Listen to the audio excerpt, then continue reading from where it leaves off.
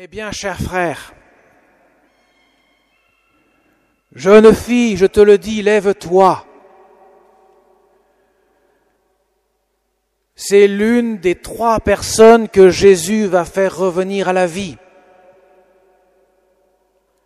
Lazare, le fils de la veuve de Naïm, et enfin la fille de Jaïr, le chef de synagogue.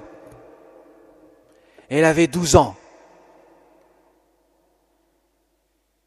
Voilà qu'elle meurt.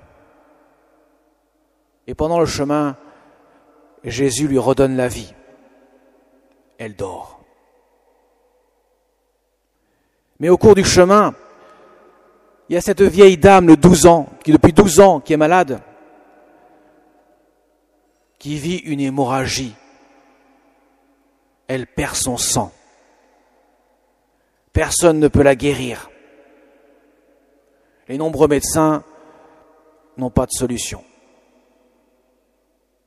Depuis 12 ans, elle vit ce calvaire. Mais elle se dit, le Sauveur passe, il est là. Elle a entendu parler de Jésus, si seulement je pouvais toucher son vêtement, seulement son vêtement. Et voilà qu'elle le touche, ce vêtement. Et aussitôt, elle est guérie. 12 ans. Mes chers amis, tout cela nous annonce un profond mystère. Soyez-en sûrs, les 12 ans, ce n'est pas anodin. C'est pas 13, 14, pas 11, c'est 12. La jeune fille, elle a 12 ans. C'est pas 13, 14, c'est bien 12. Il y a une raison. C'est une femme et une jeune fille, pas un homme. Une femme et une jeune fille. Cette femme perd du sang. Elle vit une hémorragie. Alors pourquoi tout cela? Parce que, mes chers amis, c'est l'Église qui va se lever de ce mystère. Des 12 tribus d'Israël va jaillir l'Église des 12 colonnes fondées sur les apôtres. Jaïr, le chef de la synagogue, par la foi, va donner naissance à l'Église. La première alliance va faire place à la seconde alliance. La femme perd son sang, en quelque sorte elle perd son âme. Rappelez-vous, un juif, un hébreu de l'époque, le sang, c'est le signe de la vie, c'est le signe de la présence de l'âme. Vous savez tous que si je prends quelqu'un et je sépare son corps et son sang, vous devinez ce qui va se passer, c'est la mort assurée. Pour un hébreu, un gars de la terre, concret, c'est le sang qui est le signe de la présence de l'âme. Cette femme perd son sang, elle perd son âme. La première alliance, par les nombreux péchés de ce peuple rebelle à la nuque raide, dont ne cessera d'être réprimandé sans cesse par Dieu, qui voudra même le faire disparaître dans le désert du Sinaï, tant ce peuple est rebelle. Voilà que, par la conversion, elle donnera naissance à la jeune Église, la jeune épouse du Christ, celle qui va naître du cœur ouvert de Jésus sur la croix, d'où va s'écouler le sang, l'âme du Christ, qui donne vie à ce qui était inerte, en train de mourir. Et à chaque fois, mes amis, à chaque fois, aussi bien pour la jeune veuve, la vieille dame, que la jeune fille, enfin plutôt son père, le chef de la synagogue, à chaque fois, c'est la foi. Si je parviens seulement à toucher son vêtement, et le chef de la synagogue qui vient voir Jésus, ma fille, encore si jeune à la dernière extrémité, viens lui imposer les mains. Autrement dit, j'ai confiance en toi. Viens la secourir, viens faire quelque chose. Et Jésus dira, crois, et aie confiance, ne crains pas. Et qui est témoin de cela? Toujours les trois mêmes apôtres, Pierre, Jacques et Jean, les trois qui seront présents à l'agonie de Jésus et qui auront été présents quelque temps avant, au moment de la transfiguration sur la montagne, sur le mont Tabor.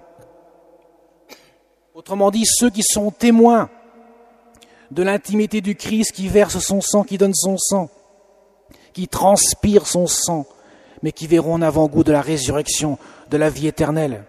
Il est heureux que nous soyons ici, Seigneur. Dressons 3 temples, une pour toi, une pour Moïse, une pour Élie, dira Pierre, au moment de la transfiguration. Et voilà que c'est ces 3-là que Jésus va prendre avec lui pour aller relever la jeune fille de 12 ans d'entre les morts. Parce qu'effectivement, c'est en versant son sang sur la croix, l'agonie de Jésus, que nous pouvons connaître la transfiguration, autrement dit la vie éternelle, la résurrection, le mont Tabor, la transfiguration. Et là, nous avons réuni les 2 événements, pourrait-on dire, dans un avant-goût, avec le relèvement de la jeune fille. Jeune fille, je te le dis, lève-toi. Talita koum.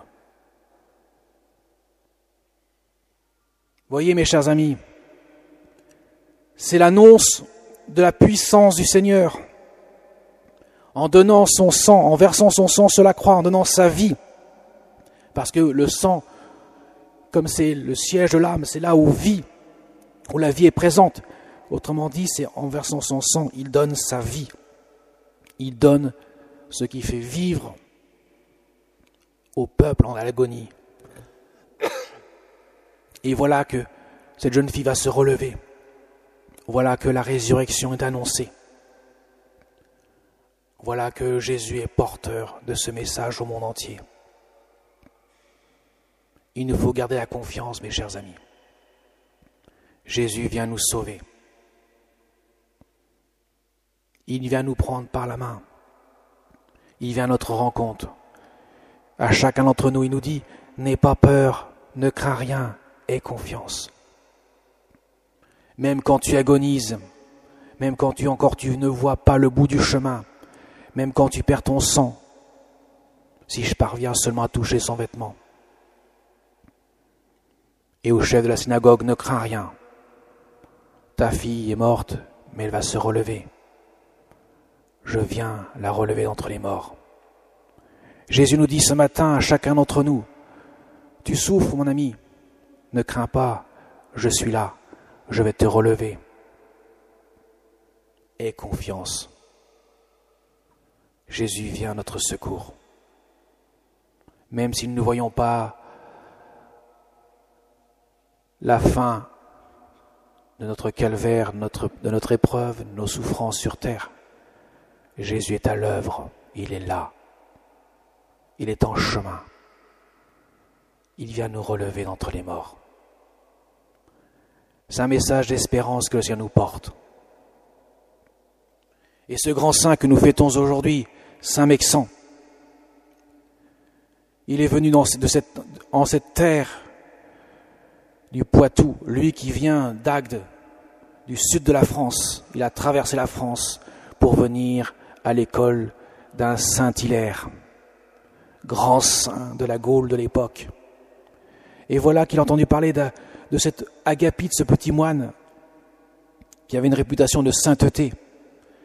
Et il vient ici, au bord de la Sèvre, pour mener la vie monastique, la vie donnée à Dieu. Mais ce saint homme ne passera pas inaperçu. Il va jouer un rôle fondamental lorsqu'il va arrêter l'invasion des Visigoths et que Clovis en personne viendra le remercier.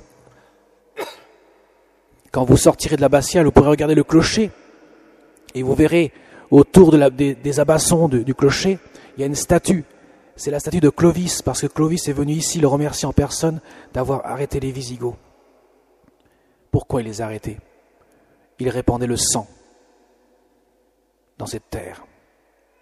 Et par la puissance de sa sainteté, ou du moins plutôt la puissance de Dieu qui agit dans un saint, il est venu apporter la paix. Il a paralysé le bras du chef des Visigoths Et il a eu peur. Ils sont partis, ils ont pris la fuite. Mais avant, il lui a redonné la santé de ce bras. La sainteté de Saint-Mexan s'est répandue dans tout le pays. Et bien sûr, cette ville a été fondée. De nombreux pèlerinages sont nés à ce moment-là. Il fut enterré ici, sous le cœur. Et ce saint est là pour nous. Il nous indique le chemin de Dieu, le chemin de l'humilité, le chemin de la confiance, le chemin de la foi, le chemin de la charité.